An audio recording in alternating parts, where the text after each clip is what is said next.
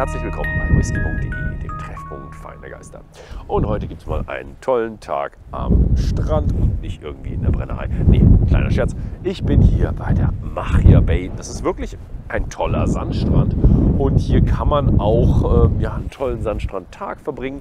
Nur baden sollte man hier vielleicht nur ein bisschen planschen, denn sobald man rausschwimmt, gibt es extrem schwierige Strömungen, und zwar extrem gefährliche Strömungen. Das heißt, hier ist es sehr gefährlich zum Schwimmen, aber die Einheimischen lassen sich hier nicht abhaben. Man kann so ein bisschen in den Wellen planschen und trotzdem eine ganze Menge Spaß haben. Ist noch ein bisschen früh, denn es ist noch sehr, sehr frisch. Also spazieren gehen ist schon ganz nett, aber ins Wasser wird hier noch niemand gehen. Auch im Sommer gehen recht wenige Leute ins Wasser, denn es ist doch ziemlich kühl hier. Ja, ich habe einen kleinen Machir Bay mitgebracht und es heißt, ein Machir Bay am Machir Bay zu probieren, soll einfach nochmal eine etwas intensivere und schönere Erfahrung sein. Also mal ein Brennerei-Video, wo ich am Anfang auch probiere.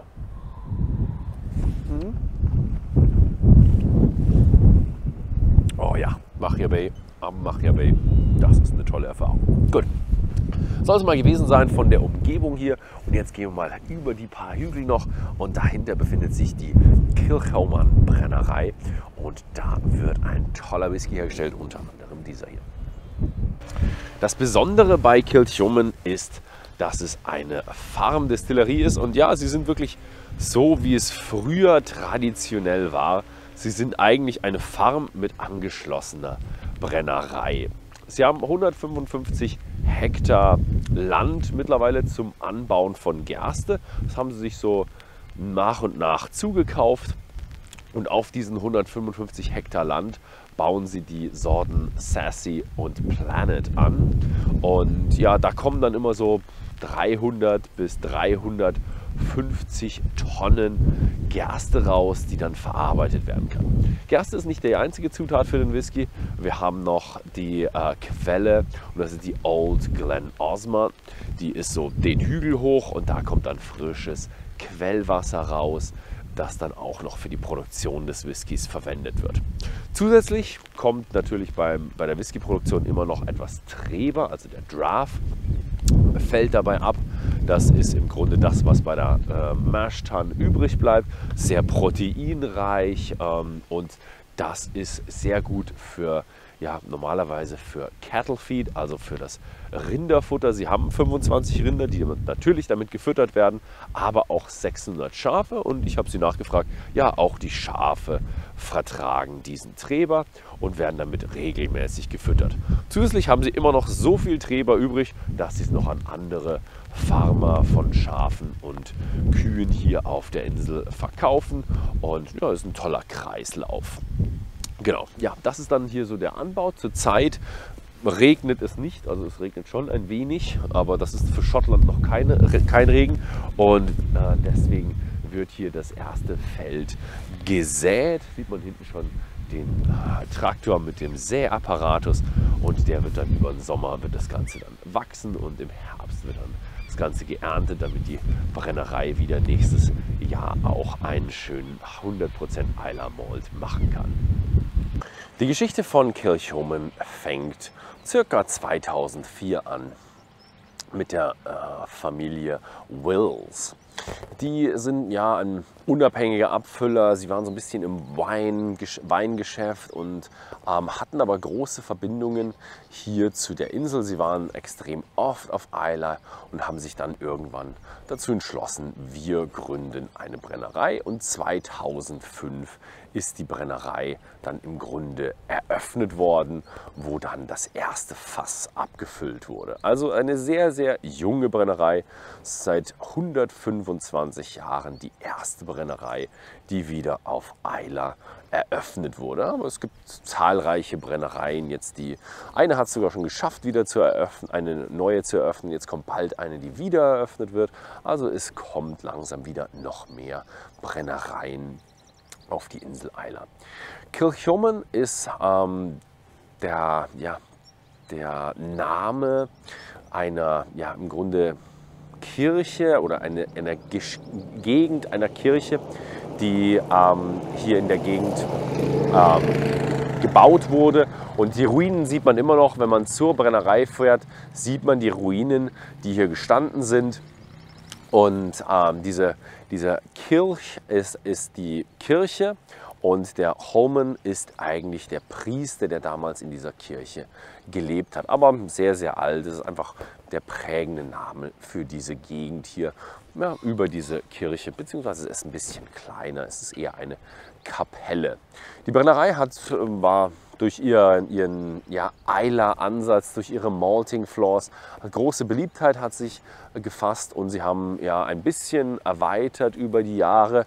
2018, 2019 gab es dann die große Erweiterung, wo sie dann wirklich ihre Produktionskapazitäten theoretisch verdoppelt haben. Da komme ich später dann dazu, warum sie es nicht ganz verdoppelt haben. Und sie haben von 2 Stills auf 4 Stills und von 6 Washbacks auf 2x7 Washbacks erweitert. Ja, das ging dann auch damit einher, dass sie jetzt, früher waren sie bei einer 5-Tages-Produktion, jetzt sind sie bei einer 7-Tages-Produktion. Also sie haben Washbacks erweitert, um 7 Tage die Woche produzieren zu können. Ja, das war dann 2019 fertig. Sie wollten dann alle Leute Anfang 2020 einladen und als sie dann alles fertig hatten, alle Leute eingeladen hatten und fast wäre es dann losgegangen, ist dann der erste Lockdown gekommen und da ist dann im Grunde alles abgesagt worden. Und ja, wir schauen uns jetzt heute mal an, was eigentlich damals 2 Jahre her, passiert ist mit dieser ganzen Erweiterung. Das Malz, das hier gemälzt wird, ist das Islay-Malz. Und wir sehen hier einen Malzboden mit dem Malz von letztem Jahr. Mir wurde erzählt, ja, letztes Jahr war es ein bisschen ein regnerisches Jahr. Das Korn ist ein bisschen kleiner. Das bedeutet hier aber nicht, dass man das wie bei den großen Melzereien dann einfach ablehnt, dieses Korn, und um seine Qualität auf einem konsistenten Level zu halten, sondern hier wird das auch verwendet, was auch wirklich angebaut wurde. Also man hat schon ein bisschen die Qualitätsschwankungen drin, aber eben auch schön zu sehen die saisonalen Einflüsse der Region auf den Whisky. Der 100% Islay Malt ist auch 100% gemälzt auf Islay. Das ist was Besonderes von Kilchoman, was sie sich nicht nehmen lassen, wo sie sagen, das ist wirklich unser 100% Islay Malt. Insgesamt hat die Brennerei aber trotzdem einen höheren Bedarf an Malz, also es wird auch noch ein Stückchen zugekauft. Das heißt, wir haben so 15 bis 20% selbstgemälzte Gerste und der Rest kommt dann von den großen Melzereien auf dem Festland mittlerweile. Interessant ist auch, das, was sie vom Festland kaufen, ist so 50 ppm und hier auf dem Malzboden machen sie so 20 ppm. Das sind ungefähr bei ihnen 15 Stunden mit handgestochenem Torf, den sie dann so auf traditionelle Art und Weise aufschichten, das Wasser rauslaufen lassen. Dann bildet sich so eine Haut oben drüber. Innen drin ist noch genügend Wasser drin vorhanden, damit es so ein richtig schön rauchiges Torffeuer gibt. Sie löschen auch das Torffeuer im Kiln nicht ab, sondern wenn Sie merken, es brennt ein bisschen zu stark, dann haben Sie noch ein paar nassere von diesen Torfbriketts, die Sie dann reinschmeißen, das Ganze bedecken und dann fängt es wieder an zu glimmen und nur noch zu rauchen und hat man so richtig schönen Schwelbrand, der richtig, richtig schön rauchig ist. Das Ganze wird für ca. 15 Stunden gemacht, danach nochmal 36 Stunden trocknen und schon ist man fertig mit dem 100% Islay Malt. Wobei der Islay Malt wird auch zu großen Teilen nur mit 20 ppm gemacht, einfach aus Gründen, dass sie verschiedene Dinge machen. Sie haben noch gesagt, es gibt auch noch ein paar andere Dinge, die sie machen. Sie machen nicht immer nur das Gleiche, wie es bei den großen Firmen ist, wo die immer konstant eine Qualität, ein Produkt, was 100% jedes Jahr gleich sein muss. Die Qualität und die Geschmacksarten variieren hier bei Kilchoman ein bisschen. Das ist halt das, was sie sagen. Sie sind eine Farmbrennerei, eine kleine Farmbrennerei. Und das ist das, was man dort bekommt, aber auch liebt meistens. Nachdem das Malz getrocknet wurde, wird es hier geschrotet. Das, wie sie es hier nennen, Commercial Malt, also das gekaufte Malz, hat eine relativ gleichbleibende Qualität und gleichbleibende Größe vor allem. Die ist nämlich sehr, sehr wichtig, wenn man das Malz schrotet. Und da gibt es Standardwerte, die man einstellen muss, die man nur leicht verändern muss. Bei der selbstgemachten Gerste ist es natürlich, bekommt man die volle Bandbreite ab an Größen des Korns und die ist groß abhängig davon, wie das Wetter und die Regionalität in dieser Saison reingespielt hat. Also ist die Aufgabe, ein 100% Islay Malt zu schroten, doch eine etwas schwierigere Aufgabe als normal. Es gibt natürlich Anhaltswerte, wie wenn man ein Korn hat, was man dann vermisst und schaut, okay, wie groß ist das Korn dieses Jahr, was man dann ungefähr einstellt. Aber es ist schon immer eine größere Aufgabe, diese dann wirklich den richtigen Punkt zu finden, wo man die höchste Effizienz für das Mashing herbekommt. Das Interessante ist, nach der Erweiterung von 2018, 2019 musste man natürlich die Mill, also die Mühle, nicht erneuern, weil so eine Mühle ist so groß, dass man auch damit die größten Brennereien versorgen kann. Mühlen sind so effizient, da braucht man keine zweite Mühle, also da brauchen sich keine Sorgen machen. Aber was sie gemacht haben, ist ihr ganzes Auffangsystem und ihr Schachtsystem und die Behältersystem haben sie dann für die Mühle doch noch auch verdoppelt, also zweifach gemacht für die neue und für den alten Teil der Brennerei. Und jetzt zeige ich euch mal jetzt, wie das aussieht, was sie dort mit dieser alten und neuen Teil der Brennerei, was damit auf sich hat. Wie ich schon ein bisschen erwähnt habe, hat die Brennerei sich ein bisschen aufgeteilt.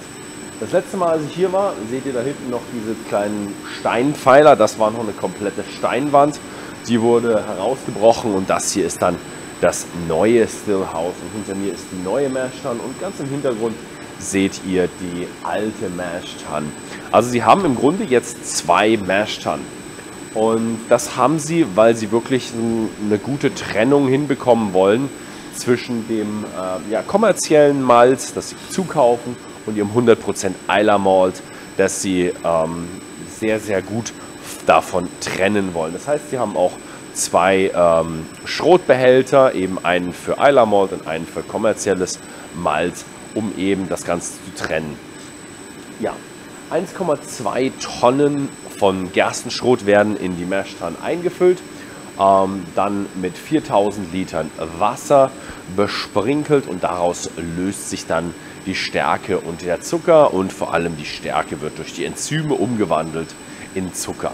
Das kann aber auch wieder ein Stückchen variieren. Bei dem kommerziellen Malz ist es ziemlich genau 4000 Liter. Beim Islay Malt sagen sie, müssen sie hin und wieder auch mal noch ein bisschen mehr Wasser dazugeben, weil es einfach ein bisschen klumpiger, ein bisschen weniger konsistente, ein bisschen mehr Variation in dem Getreide drin ist. Und deswegen ist es ein bisschen anders. Genau.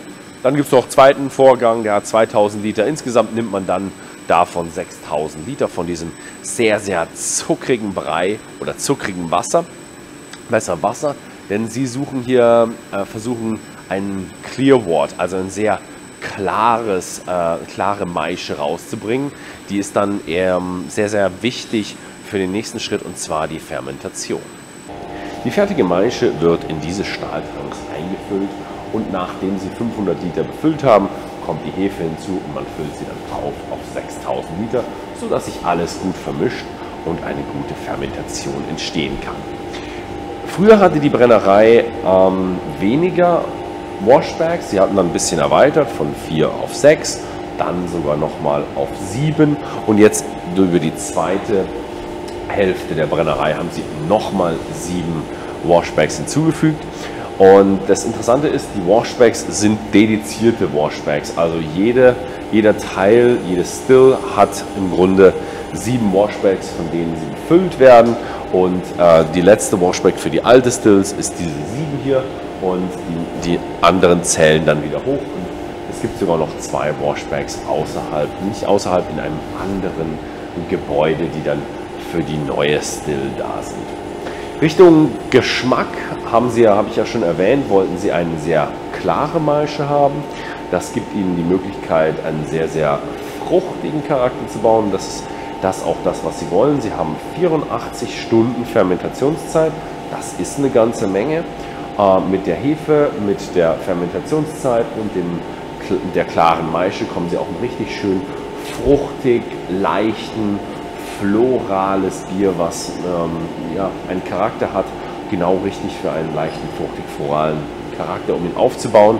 Aber natürlich mit entweder 50 ppm oder 20 ppm für den 100% Islay Malt.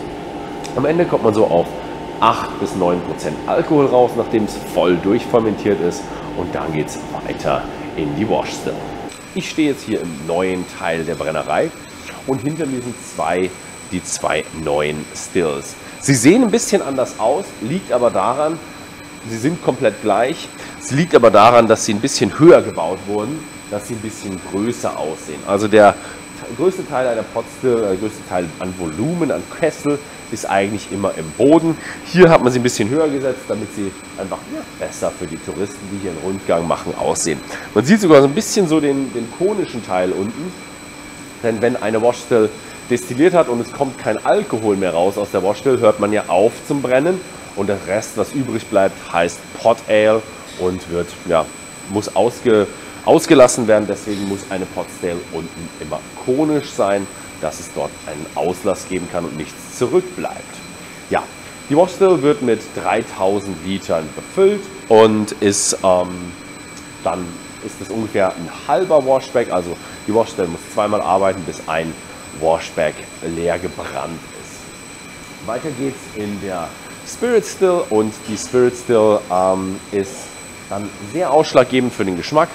Was sie bei Kilchoman haben wollen, ist viel Reflux, einen langen Hals, gute Separation des Alkohols, damit sie einen schönen, leichten, fruchtigen Brand bekommen. Also Reflux Bowl, langer Hals, und auch die Cutting Points setzen sie ein bisschen höher, damit ihr Brand ein bisschen leichter ist.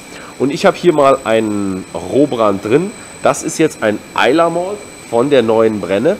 Und der hat 63,5%. Das ist nicht das, was direkt aus der Brennblase rauskommt, sondern das ist das, was ins Fass reinkommen würde. Also es gibt schon eine gewisse Verdünnung nach der Brennblase, aber es ist jetzt keine Trinkstärke, sondern eine Abfüllfassstärke.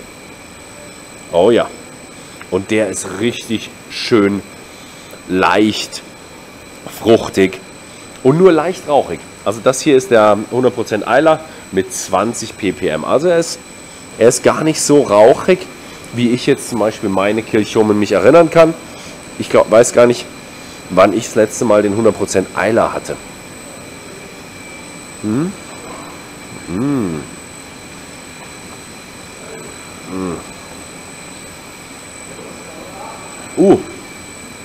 Erstaunlich süß sogar. Für mich heute irgendwo regt es meine Geschmacksnerven an Richtung süß. Ist aber schon sehr, hat einen guten Touch von Birne, das haben sie alle. Aber auch so einen gewissen floralen, fruchtigen, blumigen Touch. Genau. Und dass wir noch ein bisschen über die Brennblasen reden. Sie sind ein wenig anders, die Kondensatoren sind ein bisschen größer. Das ist da, sie hat ein bisschen Probleme mit ihren Kondensatoren bei ihren alten Stills, wo sie dann im Sommer aufhören mussten, weil das Wasser ein bisschen wärmer war und sie es noch nicht mehr richtig auf die Temperaturen runterkühlen konnten, wo sie es haben wollten. Und was sie noch haben, ist ein neues Sicherheitssystem, was aber keinen Einfluss auf die Destillation hat. Genau, das ist jetzt das das neue Brennhaus von Kilchoman gewesen. Und jetzt gehen wir mal weiter in ihre Warehouses. Die Lagerhäuser bei Kilchoman sind alles alte Dunnage Warehouses mit gestampften Lehmboden. Jedoch hat die Brennerei eine Expansionspolitik bis jetzt gefahren und jetzt werden auch einige Racked Warehouses gebaut. Also eins ist gerade im Bau, aber es sind noch weitere 4 bis 5 in Planung. Und man sieht schon hier, ja, der Platz in den Warehouses ist knapp. Man sieht 2 Sherry und oben noch ein Bourbonfass obendrauf. Das gibt es nicht so oft. Normalerweise trauen sich die Brennereien nicht höher als 2 Sherryfässer oder 3 normal hochzugehen. Also 2 Sherry und nochmal ein kleineres Fass obendrauf habe ich eigentlich noch nie so gesehen. Also ich habe mich mit den Lagerarbeitern hier auch unterhalten. Die haben vorne einen, das nennt man einen Sponge. Und das ist so ein sehr, sehr einfaches Tool, um die Fässer aus den oberen Reihen runterzubekommen. Das ist nämlich wirklich einfach nur ein Schwamm. Den legt man am Ende der Reihe, rollt das Fass runter. Es fällt in diesen Schwamm rein, wird dadurch gedämpft und rollt dann von diesem Schwamm runter. Es klingt sehr spektakulär, wenn da so ein 250 oder bei den Sherryfässern auch 600 Kilo Fass auf diesen Schwamm drauf fällt. Also der Schwamm, der muss schon was aushalten, aber es funktioniert. Ich habe es bis jetzt nur aus der Entfernung gesehen, aber es ist eine spektakuläre Geschichte. Ja, die Brennerei hat so circa 15.000 Fässer hier auf ihrem Gelände und die Brennerei ist in keinem Konzern drin, also gehe ich davon aus, dass sie keinerlei Fässer auf dem Festland haben, sondern dass hier wirklich alles auf Islay gelagert wird. Ist schön, denn das Klima hier bei Kilchoman, sie sind keine Brennerei direkt am Wasser, aber das Wasser, der Atlantische Ozean ist 1,5 Kilometer weg und man kennt es und merkt es hier. Hier ist es kühl, hier ist es dunkel, hier ist es wirklich super angenehm für den Whisky zu lagern. Es gibt keine großen Temperaturdifferenzen. Das absolute Maximum, was sie an Temperaturen im Sommer haben, sind irgendwann mal 20 Grad Celsius. Und das ist ja perfekt, dass der Whisky ungestört, ohne große Temperaturdifferenzen, langsam vor sich hin lagern kann. Außerdem merkt man, ja, wenn man so ein bisschen die Reihe hinterschaut, sie haben eine ganze Menge Sherryfässer. Kennt man ja, der Sherry-Anteil Machir Bay variiert ja ein bisschen, aber er ist immer gut vorhanden und das merkt man ja. Sherryfässer sind hier neben den Bourbonfässern und den Hogsheads ein großes Thema. Genau.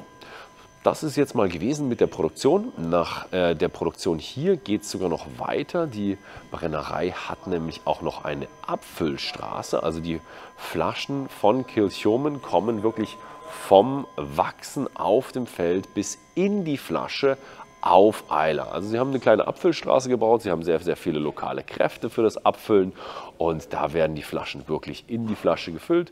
Das heißt, wir haben unsere Flaschen, die nach dem Abfüllen hier palettenweise dann auf ihre Reise gehen, sodass sie dann auch bei whisky.de im Shop landen und von euch geordert werden können. Ja, jetzt ist es aber erst mit der Produktion dann zu Ende, wenn die Flaschen abgefüllt sind und die Flaschen gucken wir uns jetzt mal an und da gibt es noch ein kleines Tasting mit einem Interview mit dem Inhaber. Ja, das war's mit der Produktion und jetzt haben wir noch ein kleines Interview auf Englisch.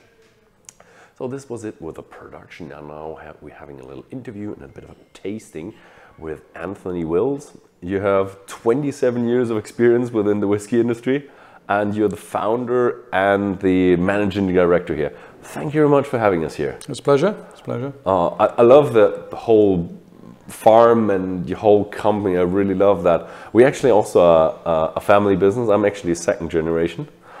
So you're a family business as well. Yeah, no, it wasn't designed like that. It happened. My sons were at university and school when we founded the distillery in 2005, and they were obviously involved in the holidays and any spare time they had. So when it came to choosing a career, you know, we were looking for sales and marketing people to travel the world, and they were able and I think passionate enough to want to get involved. So, and they've been involved for a number of years now. Oh yeah, sounds kind of like my career path as well. I love it that you have such a beautiful place here. Was it like chosen because of you have a beach there? No, it's really to choose a location where we could have a point of difference, a uniqueness. Okay. There are over 100 distilleries in Scotland all doing the same thing, and we wanted to stand out from the crowd, and so locating it on a farm and growing some of the barley and doing the whole production process on site was something that did stand out and was different from what everybody else was doing. Yeah. So talking about 100%, what are we having today? Yeah, the 100% is our flagship expression. It's what Kilchoman is all about in terms of how we produced it. We're producing it from the barley we sow in the fields, right the way through to malting it on the traditional floors here at the distillery, production, warehousing, and finally bottling it. So it's unique in the sense that it's a single farm, single malt that we've created here, and we're immensely proud of that, because very, very few distilleries can say that they've produced their malt from barley that they've grown in the fields and taken the whole production process through on site. So, you know, this is Islay in a glass. This is Kilchoman through and through in terms of the production process. We can choose the barley variety we sow, and we can decide on the peating level right the way through to choosing the cask and bottling it. Okay, so just for the video, this is the 12th edition from 2022, and this is Publican. Yeah, so that's Publican variety of barley. Okay. So we give as much information of all the ingredients that have gone in, and Publican is the barley variety that we used back in those days. So the 12th edition, we do one release a year. It's a small release because we only produce about 20 to 25% of our total production is from our own barley that we grow on the farm, and that's to do with the size of the farm and how much we can process in a given year. I have to say 12,500 bottles. It's a decent amount of a limited edition. Yeah, I mean, I think that as we've grown and as we've increased in the number of markets we're selling to, then it becomes increasingly more difficult to give each distributor, each market, enough to go around. So 12,000 sounds a lot, but it's not. Not now, after the 12th edition. It might have been in the first, second and third editions, but and each year we've produced it, it's slightly older. So this is over 8, 9, and it's over 8 years of age, and we've put some of our older vattings, older casks in the vatting. So, you know, as we release it, it gets a little bit older each year. Oh yeah, but still, I think for a company of like you, you're not like a big company conglomerate, and your output is with these stills, it's still 12,000 is a good amount, and hopefully that will be more in the future if you have now 4 stills. Yeah, I mean, well, it's more to do with the land and how many of the fields we can bring back into production in terms of barley. Yeah. So we have a drainage program so that we can bring more of our fields back into barley production. So we're increasing the malt floor size by doubling it in this year, so that we can actually produce more of our own malt from our own barley. So, but it's not to do with the number of stills we've got, it's down to the number of fields we've got that we can produce barley from. Okay, so I think I didn't have the 100% Islay yet. So it's a much lighter, more floral style of Kilchoman. It's lightly peated, so between 10 and 20 parts million of phenols. So you get a light citrus lemon note, and it doesn't have the sort of depth of character maybe our other malts have, but it has a much more delicate character and style, and that's what we wanted. The peat is very soft and integrated. It doesn't hit you on the back of the throat.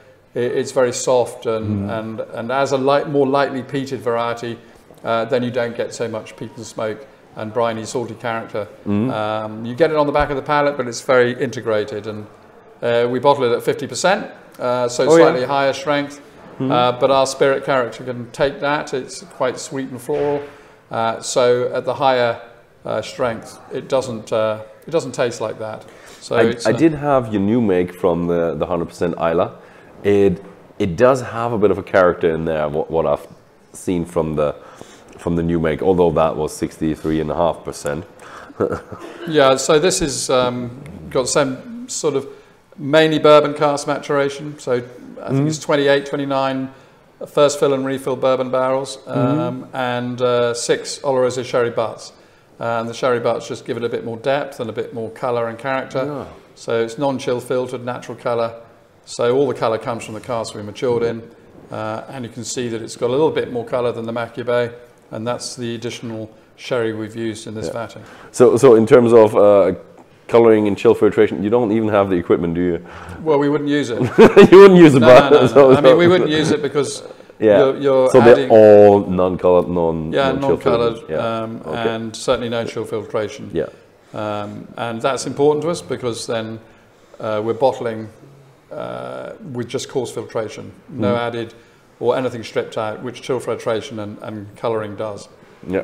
So, cheers. Yep, cheers.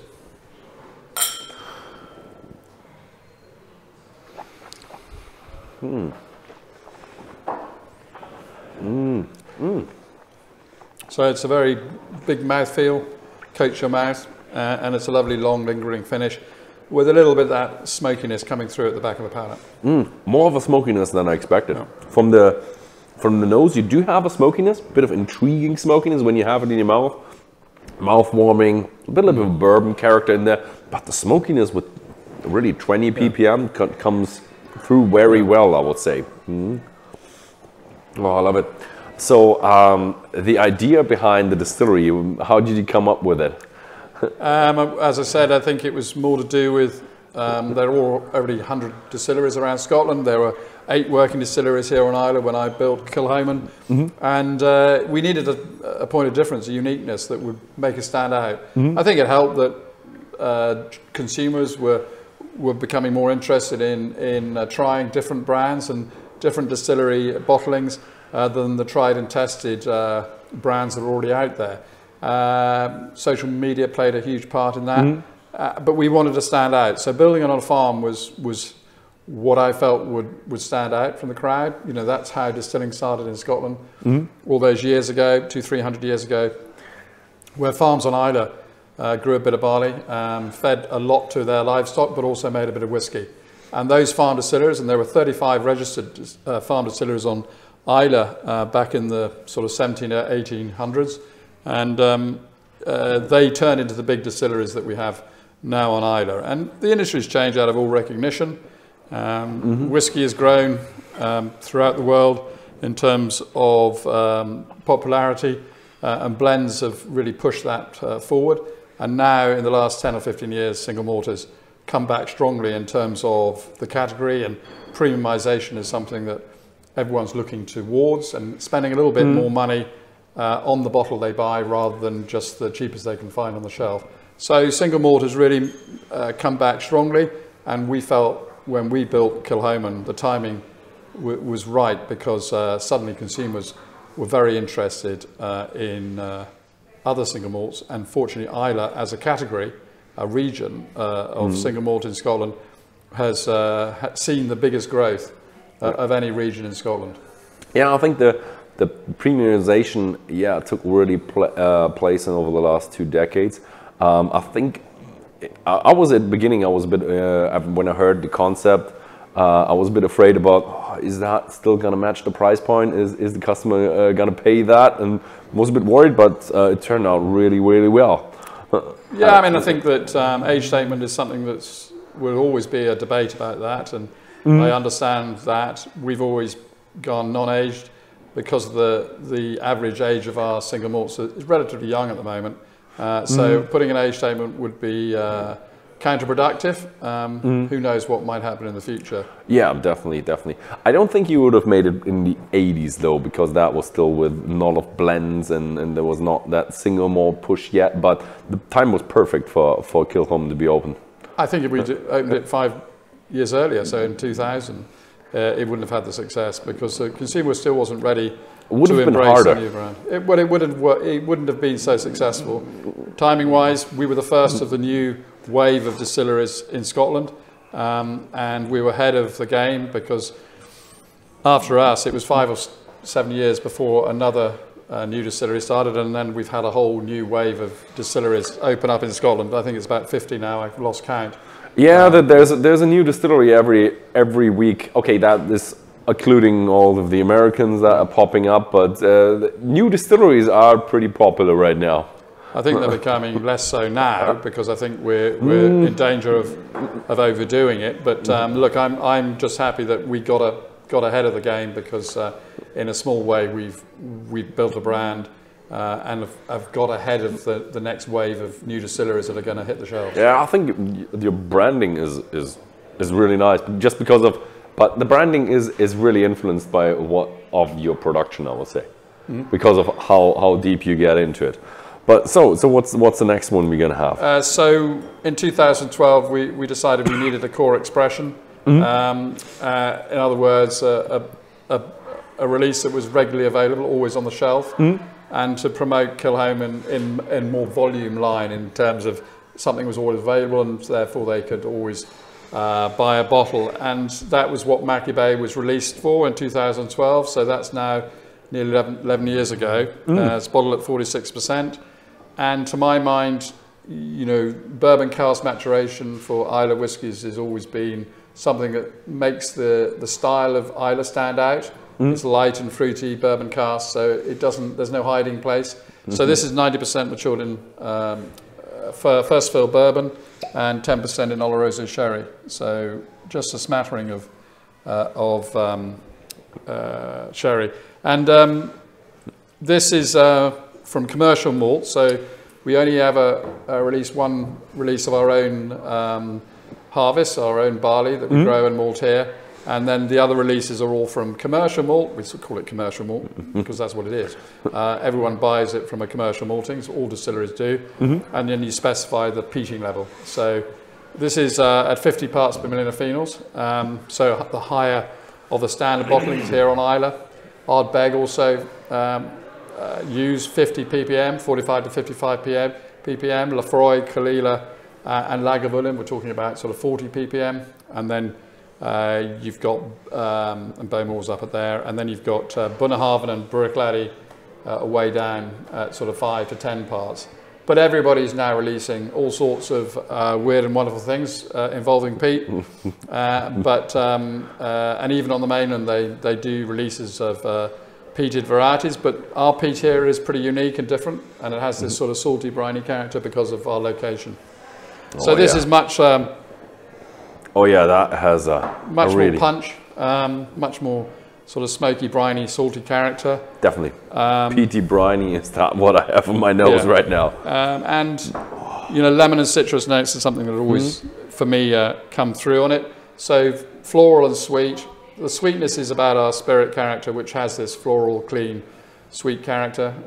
And that translates into the whiskey after only 4, 5 and 6 years of age of aging in cask. So, you know, it's got a character of its own. Yes, it's youthful and vibrant, and still, you know, it's got plenty of time to age and mature into something that's going to be, you know, better is not the word, but more subtle and rounded and more cask influence. So we've done, it's been very well received, and the intention is to increase the maturation profile once we have more stock available to release. And that's the issue that every distillery has. You can't look down the line 10 years and say, well, we need this amount of production for these sales. So sales have been very good, probably better than we imagined, and therefore stock is sort of always an issue until you have more available. So we've produced more each year than when we started, and we're now up to close to 600, well over 600,000 litres. Yeah, it's 600 now. So we started at 50. So it's a big jump in the last sort of 17, 18 years. Yeah, I've seen like when I was back here in 2015, everything was in a different place except for the stills. But you've added a lot of washbacks in there, and now you've doubled like the production capacities in there. So yeah, 600, that is nice. So, and that's all about the sales and the amount of whiskey that we're selling. We need to keep up with that. We want to carry on growing the brand, so we have to invest in making sure we can keep up. Well, that's nice. You have a good bourbon character, but you have that smidge of sweetness in there, and that kick of smokiness that just... Oh, that is a bit later then. But I love that. It doesn't have such a big kick as some single malts from Islay, and I think it's because of our sweet floral character of spirit, which allows the smoky peat to be integrated into the character of the whiskey rather than getting a big hit of peat. Yeah, it has a good amount of marine flavors, I would say. It's not like some others that are so, this is medicine. That medicine character is a little bit there, as you said, with briny and that kind of, but it's not overwhelming. No. How popular is the the real Machir Bay, the place Machir Bay? Is that like when in summer is like 50 people there or 100 or? Never get over 100, but for locals who live here, that's the sort of favourite place to visit and go for a walk. Racing walk on most days. It's a mile and a half long beach, and very few people on it. Okay. Even if you have 50 people on it, you pretty much feel you're on your own. And look, it's only half a mile from the distillery, so when we came to name our first single malt, Machir Bay was the obvious choice. And actually, it was our previous manager, John McClellan, who sadly died a few years ago, who came up and said, well, it's obvious, we call it Machir Bay, We've got the most special place on Islay we're very close to it. So yeah, and it's stuck and people enjoy that, and that's what we've done with our two core expressions. They're named after outlets or locations on this coast of the island. I always thought like, okay, there are a lot of expressions of whiskey named after places on Islay, but if you go round on Islay, there are still more places to be named after something. There's always a little hill that is called a different name, and there's a loch here and a little burn there. Yeah, no, absolutely. So, and I think there's a church up in the runway in the just over here. Over there. There's ruins of a church. Sadly, it will now deteriorate quite fast because there's no roof on it. But that's the Kilchoman Church, and this is the parish of Kilchoman. The parish of Kilchoman. And Kil in Gaelic is church. So its literal translation is Church of St. Homan, which was the saint who visited here and obviously resided here at Kilchoman. So is that like still already Christian, or is that like pagan? No, Christian. Yeah. It's Christian, okay. It's not old, but old, normal old. Okay. So you said that you expanded quite a lot, and I've heard that there's one more warehouse going on. So how are your plans for the expansion or next expansion? Well, the next expansion is I mean, the warehousing is an ongoing process. We invest in a new warehouse every 2 years, probably every 18 months. We put a new warehouse up to house our maturing stock. So that's just ongoing. And then the big expansion for us is the next 2 sets of stills, which we hope to have in and ready to run at the beginning of 2025. Okay, and you mentioned 025. That is around the corner. Yeah. And you mentioned the malting floors. Yeah, so by the end of this year, we'll extend the malt floor to double the size of the floor. Oh, okay. And then that means that we can, if we stagger the maltings, we can double up what we actually produce of our own. Is that going to hold out with the kiln capacity? Or yeah, because we just stagger the two floors so that we have one floor going up and another one going up in about 4 days after that. Ah, okay. So the floor is. Yeah, we just have to rotate them and keep an eye on that. But yeah, that's the idea. So we can grow more barley in our fields and have more of our 100% Islay to share with everyone around the world. Yeah, hopefully then in some point in time it will be 20,000 or something like that. Yeah. That's the idea. Yeah. That is really good. So next up is another, that sounds like a name from Islay. Yeah, Saneg is a little rocky outlet just up here on the northwest coast. So it's about a mile from Machir Bay, further north. And in 2014, we discuss a lot with our distributors and who know their markets, and the view was that we needed another core expression. So core expression meaning something that was available on the shelves on a continual basis, and this was about having something different. And then this is mainly Oloroso sherry hogsheads, so big hitting sherry style, and it was about having a lot of colour and depth and sherry influence at a relatively young age. And to do that, you need to use hogsheads, which are smaller than butts, and give that big hitting sherry influence at an earlier stage. And so this is 70% matured in Oloroso sherry hogsheads and 30% in bourbon. So completely different from Machir Bay. But what I'm very passionate and of the view that the cask you mature your whiskey in is that has the biggest influence on the character of the whiskey that people enjoy. So look, this is an apt demonstration. Same spirit off the stills, and matured in different casks, and the colour and depth is extraordinary and different. And this is obviously, as its sherry cask matured, it is a little bit more, I think, approachable for people maybe who are not so used to bourbon cask maturation at a relatively young age. So this just gives you that sweet, spicy sort of barbecue character, stewed fruits, and softness. And I think when you nose this, is completely and utterly different. But it's still 50 ppm though.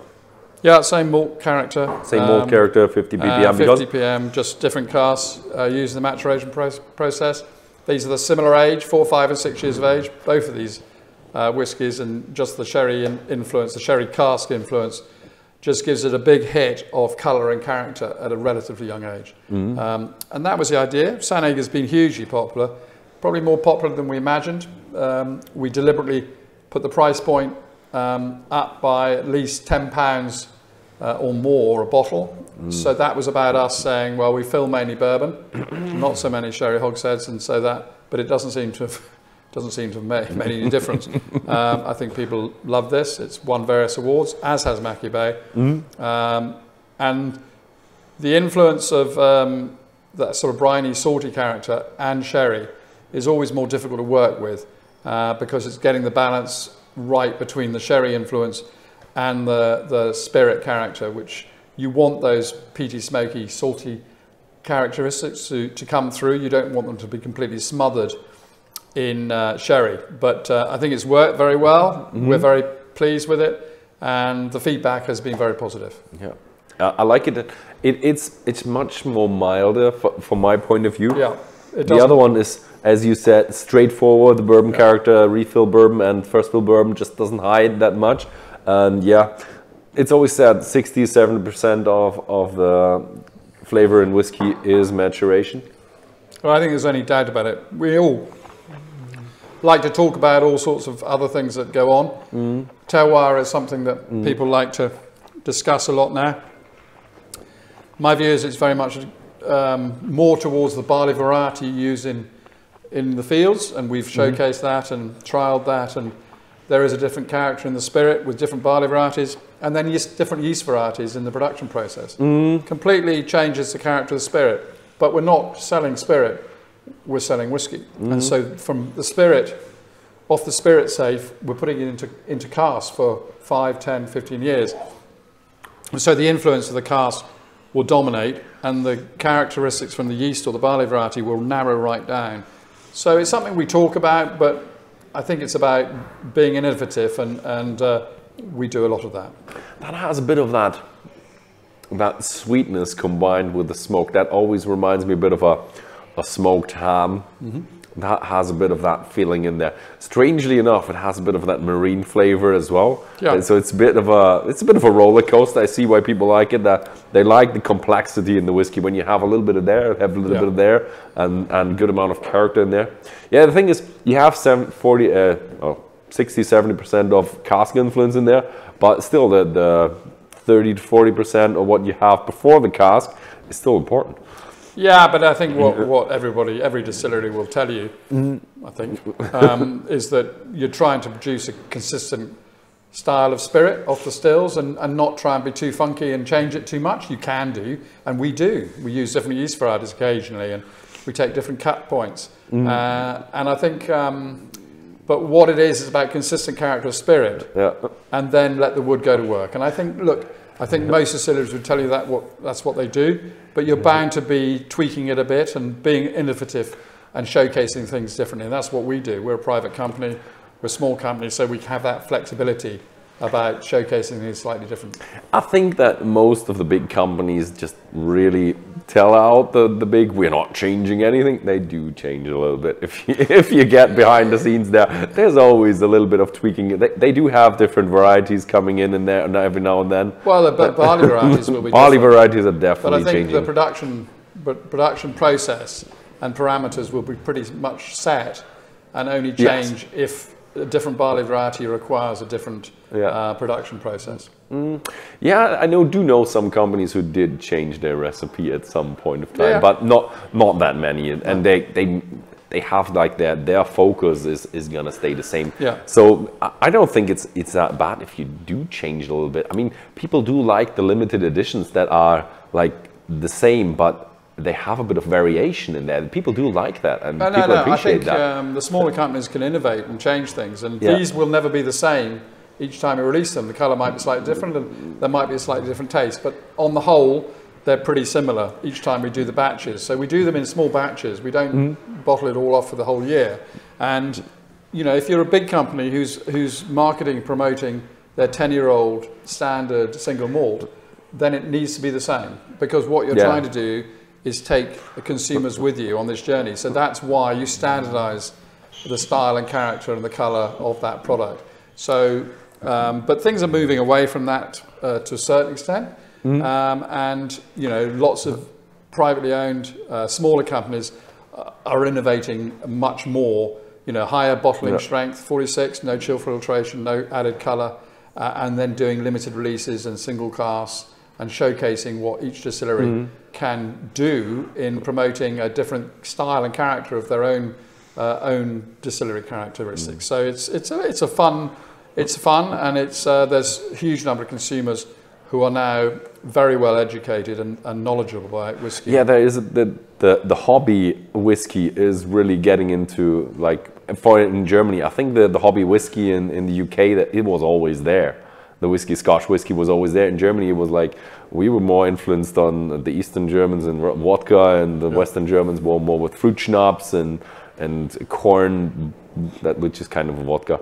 And the hobby whiskey that is really more than just distilled grain is getting into that, and people are really liking the whole story behind that. But what I found out with our customers is they do like the limited editions.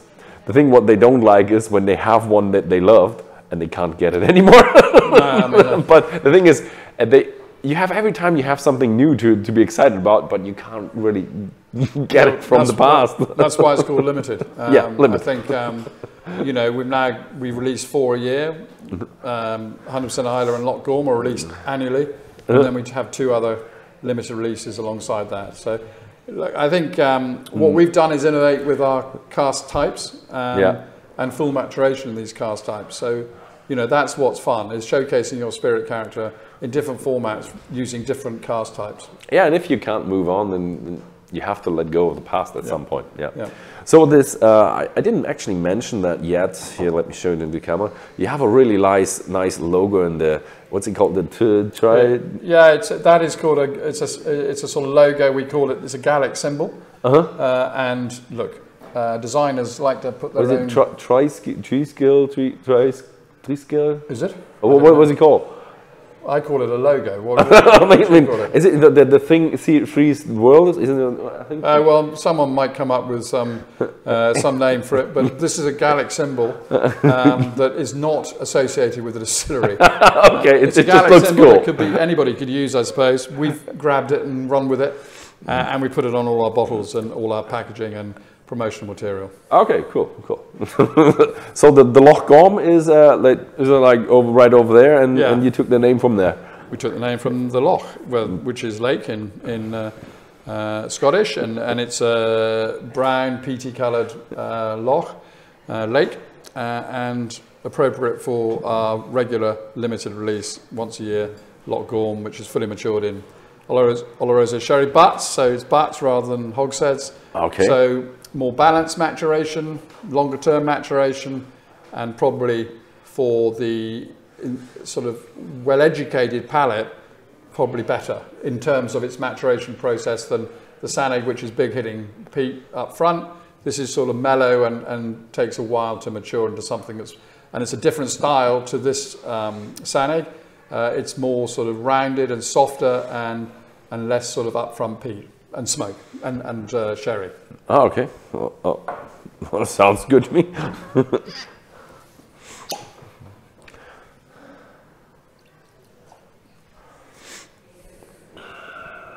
Also 46%, 50 ppm, no coloring, no chill filtration, just standard. So 46% is the lowest of the strengths that we fill at.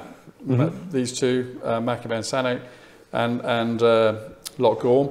Look, I mean, if we could fill at a higher strength, we would, but you need to share more of your whiskey, so reducing it slightly more. You feel slightly cheated, I think, some people do, because it can take that higher strength as the 100% Islay at 50% showcases. There's no spirit or sort of alcohol burn there. It's soft and fruity, and you don't need much water at this particular strength with our whiskies. Yeah, but I think you do have, I think, don't you have like isn't it the Machir Bay you have as a cask strength as well? Just occasionally just occasionally, but it is there sometimes, yeah. Yeah, I mean, and we do lots of single casks at full strength. And that's something we major on, is single casks for our distributors around the world. And to my mind, that's the sort of premium right at the top end. You know, full strength is something that I love to see, because you then reduce it to your own individual taste. So. Oh yeah, I love that when you really get into a whiskey, when you have a cask strength, you can just have a glass of water with a pipette, and you just play around with it until you find your point. I mean, that's the expert way of doing it. So this is just more mellow. It doesn't have that big hitting sherry influence, I don't believe. It's more mellow and more rounded and softer, more age, obviously. I think this is over 9 years of age, I believe, and you know, 18,000 bottles, so it's a reasonable number of bottles. And it just has a bit more finesse about it than Sano. I'm not saying, look, Sano is a great product, and it does a beautiful job for showcasing the style in these hogsheads. But this, to my mind, longer maturation.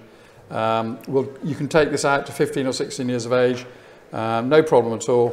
Whereas the hogshead, maybe you couldn't do that far out, just simply because of the influence from the cask. So, you know, you see from the colour, this is more mellow. It's sort of a reddish brown rather than that sort of rich sherry colour. And this is older, and that's because the butts take a little longer to mature and mellow than the hogsheads, which have a big hitting sherry influence. Yeah, it is definitely more rounder, but you find a bit more darker flavours in there as well. Yeah, you get sort of dark, sort of red berry character, but red also berry, even a bit of dark chocolate, I would say. Dark chocolate, and the peat and smoke is much, maybe a bit more prominent in this. On the nose, you get that. But it's still, it's a bit different. Yeah. Whereas this one, okay, maybe I'm not quite sure if it's a peat smoke, but you have. No, the other ones are much fresher. Yeah. This one has more of a rounded, damper berries. And this is a beautiful dram, to my mind. And the 100% sherry, Oloroso sherry cask that we've used, it can take it. It still has all those influences from Islay. That sort of saltiness is still there. And it's getting that balance is much more difficult to get right with Oloroso sherry, whereas with bourbon, you just get a much easier style and development over the years. Oh, the peat smoke in the flavor is astonishing. Yeah. I would have, from what I've had in my nose, and I would have said, okay, yeah, a bit more smothering, a bit less, but it's amazingly strong with a bit of a dryness, bit of a chocolatey character, and all these dried fruits and that kind of. Oh, that is amazing. Oh yeah, I know why you had it in solely matured and sherry. I like it.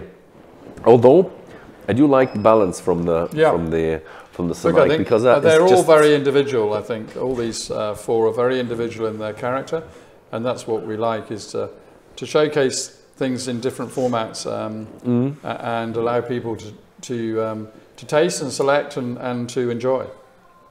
Oh yeah, that's quite a good range there. So yeah, thank you very much for showing us these great whiskies and giving us all the information about your distillery. That was an amazing place to be here. No, it's a pleasure. Thanks very much for coming. Yeah, thank you very much. And thank you very much for watching. If you have friends who might be interested in this video as well, then please feel free to share this video with your friends. Thank you very much for watching, and see you next time.